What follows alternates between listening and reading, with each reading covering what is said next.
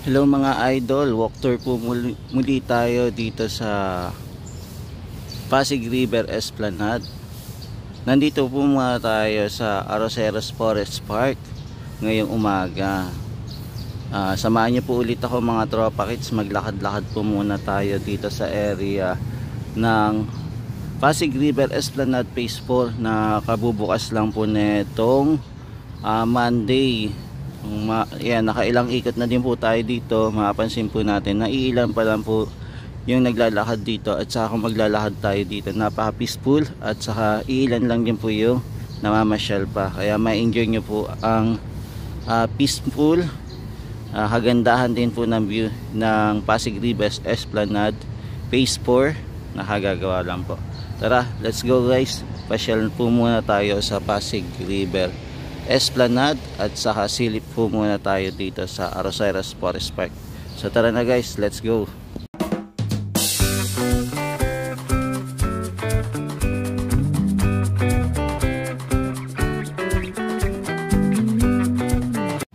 Yan mga tropa, silip po muna tayo dito sa area naman na susunod na gagawin po. Ito pong magiging phase 5 naman, na aabot naman po sa susunod sa Ayala Bridge. So ito po yung next ano po na phase mga tropa hits. Yan, so ito po yung itsura ang susunod na phase 5. So abangan natin mga tropa hits kung kailan naman po ito gagawin. Mahaba-haba na rin po yung nailagay po nila ng mga pilote dito. Kung sakaling magsisimula po ulit sila ng panibagong construction, mapapabilis na lang po yung paggawa nila ng panibagong esplanade o concrete boardwalk. Yan, sorry nabulunan tayo. Yan, pagpasensyaan nyo na po. Yan, so ito po yung itsura mga guys. So sumili po muna tayo dito para at least makita natin yung view dito sa area. Tapos may makikita din po pala tayo dito mga lamppost, no? May mga lamppost din. Tara guys, lakad-lakad tayo para makita natin yung view dito sa area. Yan, ang lawak pala dito ng pasyalan, no? Kung nagtuloy-tuloy mga tropa guys. So ito po yung itsura nya. Ang ganda, no? Ang ganda pa dito.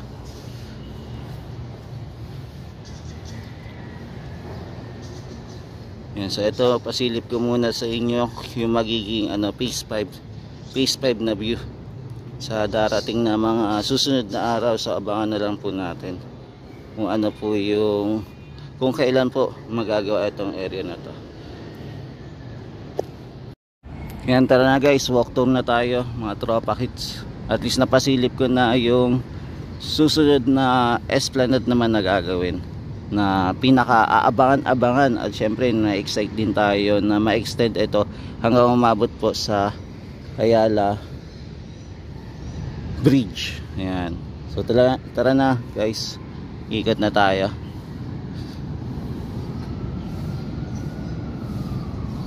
Ayan, magandang umaga sa lahat mga tropa guys. Ngayong umaga ay October 23 na po. So ngayon po ay noong araw na pa ngayon. Ayan, October 23, 2025. So walking muna tayo. Ayan, napakaganda ng view po dito, napakatahimik mga tropa kids. Ang sarap magmuni-muni pagka nahandito ka. Tapos ilan lang po muna yung namamasyal mga tropa. Ayan, meron din po tayo na spot nagbabike.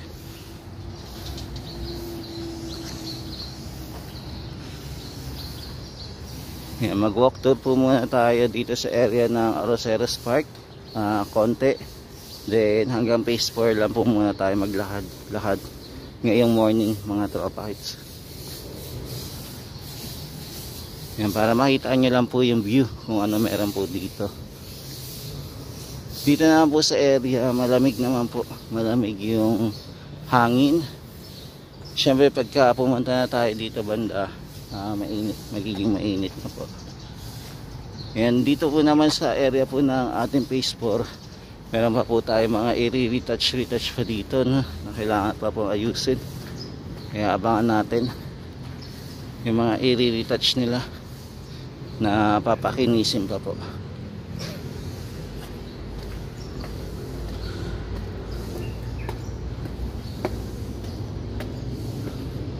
Yan, so eto, morning view po muna tayo dito sa area ng phase 4. Dito muna tayo mag walking tour hanggang phase 4 po muna tayo, kasi nakita na rin naman po natin yung area po ng phase 1, 2 and 3. Pero susubukan ko din po maglakad-lakad papunta hanggang pinakadulo din po ng Port Santiago Riverwalk. For the meantime, kulang po ako ng oras, then kailangan na din po natin pumasok din po muna sa work.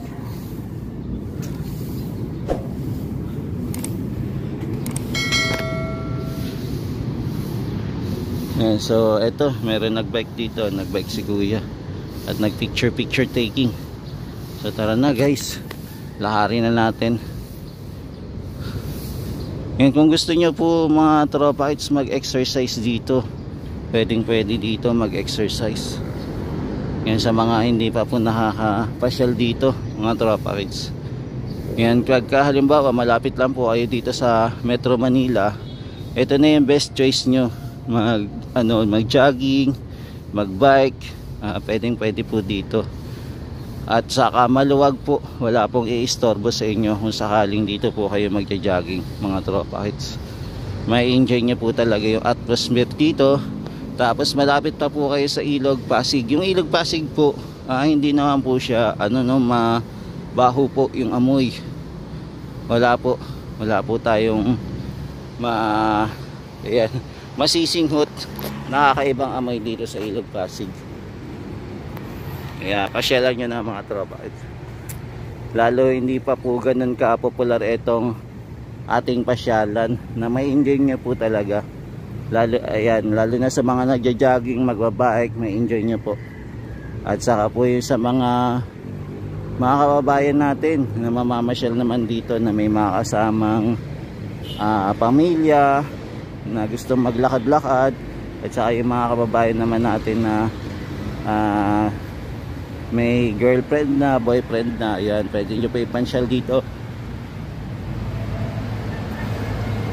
Sa akong naman guys, yung mga kung gusto nyo pong magpa-picture dito, wala na akong pambayad. Halimbawa po, magka-picture po kayo sa kasal, mga ganon po, prenup, yan, mga ganyan, o kaya sa birthday po, pwede din po dito. Yan, pwede din po kayo magpa-picture dito ng libreng-libre na wala po kayong babayaran. Sure na ma-enjoy nyo po yung view dito na napakaganda. Nakakala nyo po nasa ibang bansa kayo, then wala din po masyadong tao, diba? Kaya akalain mo nasa ibang bansa ka, kasi syempre wala kang mapapansin ng mga tao na nasa paligid, diba? Tapos magulat sila, ha? Saan kaya yan? Bakit ganit ang ganda, diba?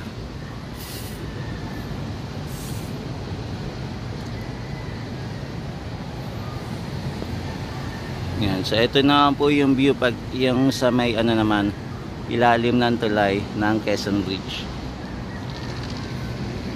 Yan, so mga guys, ilan pa lang nakaka-discover dito sa area. Kaya maganda kung may time kayo, puntahan nyo na.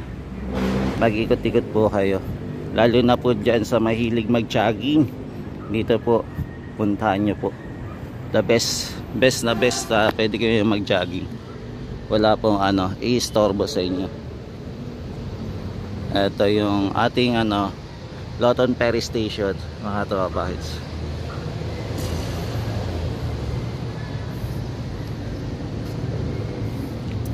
Yan, dito naman po yung may bakanting lote naman, no. Siguro the best na lang po, lagyan na lang siguro ng upuan dito, then maganda, wala na lang pong kainan, no, para napakatahimik yung lugar.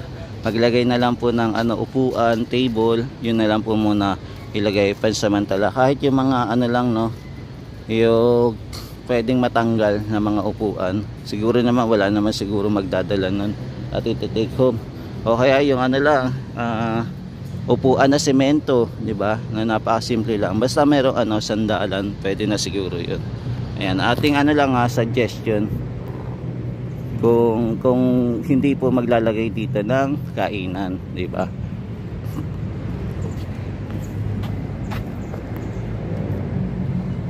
Yan, so eto na po yung ating yan, Ilog Pasig. Yan, ipakita lang muna natin yung view ng Ilog Pasig. Tapos ito pa rin po yung ating footbridge na aabangan natin kung kailan po matapos. O magiging display na lang po ito, magiging ganito na lang. Ayan po. Yan o, ito mga guys, meron mga nagja-jogging, di ba? Na pwede talaga mag-workout dito. Di ba? Ang luwag. Kaya mga tropa kids, kung mamasyal kayo, the best na dito kayo pumunta para sa jogging. Mahaba-haba din po to. Kahit hanggang po kayo, umabot po kayo na phase 1, pwede na. Kahit hanggang dito lang po, paikot-ikot lang kayo sa area ng phase 4, pwede na kayo mag-jogging dito. May enjoy nyo na po mga tropa kids.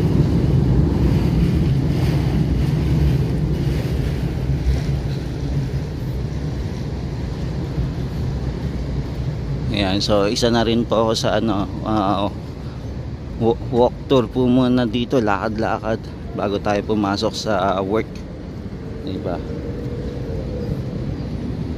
Ayan, dito po sarado pa. Ayan, abangan natin kung kailan to mag-open. Ayan, dito naman sa baba may mga halaman dito. May makikita tayong halaman.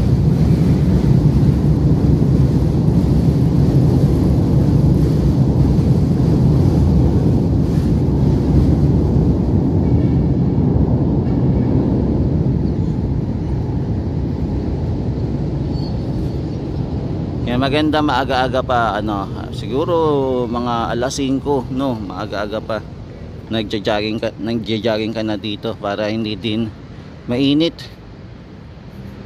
kasi nakatutok na yung araw dito sa Maynila agad na. Yan, so ito po yung view ng sikat ng umaga ngayong araw na to. Ito ang view. Yan na mga guys, pasyal na kayo dito habang mainit-init pa at wala pa po masyadong namamasyal. Yan, open po to sa lahat, 24 hours open po itong pasyalan na to. Yan, tiyak-tiyak na mag-i-enjoy po kayo mga kababayan. Kaya lang po, yung sa mga magdadala po ng pagkain, yan, magdala na lang po kayo ng dala-dala na lang po kayo ng baon na para po sa mga basura. Eto guys, yun lang, to, nalanta na, hindi ba to natitiligan? Ayan, nalanta yung halaman, nalanta na agad. Dahil lang din siguro sa bulaklak kaya namatay. Ayan. Ayan, sana natitiligan to. At parang nalalanta na siya, parang hindi natitiligan.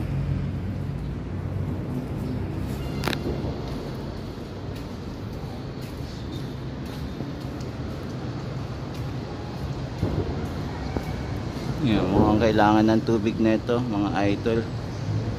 Kailangan tayo magbaon siguro ng tubig para diligan natin tong halaman. Pwede ito. Buti na lang meron ditong kaya lang bitin tayo. Yan, lahat tayo. Kailangan may magdilig ng halaman dito. Hindi, mamamatay itong mga halaman.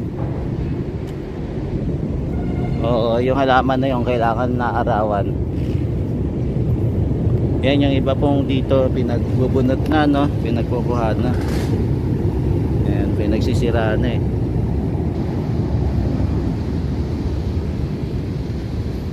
dito, ayan, nakaharang pa rin po dito sa area.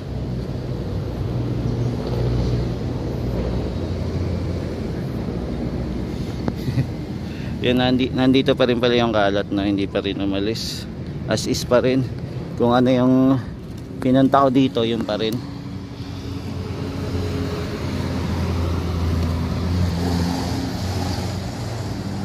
Yan, tapos dito naman po yung view ng mini park. Yan, nakaharang po muna. Babal pa po pumasok. Yan, ang aga-aga, ang init na po agad, no?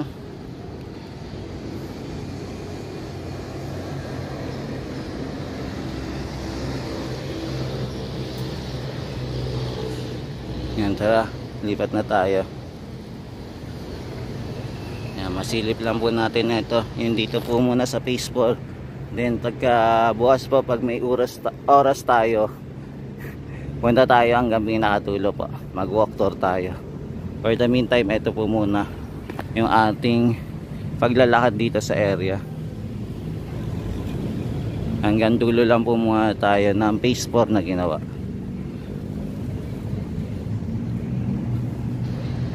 Yan. Ito po yung view natin pagka morning update dito sa Pasig River Esplanade. Kaya nikikayat natin yung everyone Filipinos na malapit po dito sa Pasig River Esplanade. Ito po yung maganda na pwede po kayo mag-jogging dito sa area. Kaya punta na po kayo mga tropa hits. Libre po ito. Wala pang bayad. Pwede din po kayo mag-bike din dito. Bike, ano pa ba? Skateboard, rollerblade. Yan, pwede po dito ha.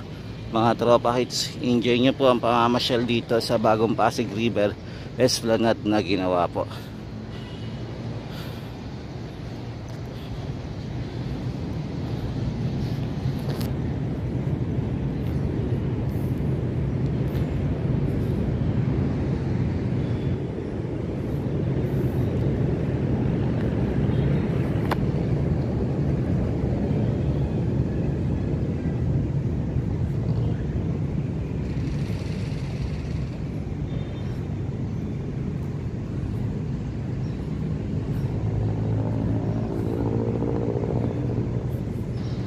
Yan, so for the meantime mga tropa kids, ito po muna yung latest update natin dito sa Pasig River Esplanade, dito po sa area po ng phase 4. Yan, thank you guys ha. Maraming salamat sa walang sawang pagsuporta kay JR Doria TV. Yan, ingat po kayo. God bless po sa inyong lahat. Naway pagpalain po kayo ng may kapal. Thank you po. More blessings to po sa inyo.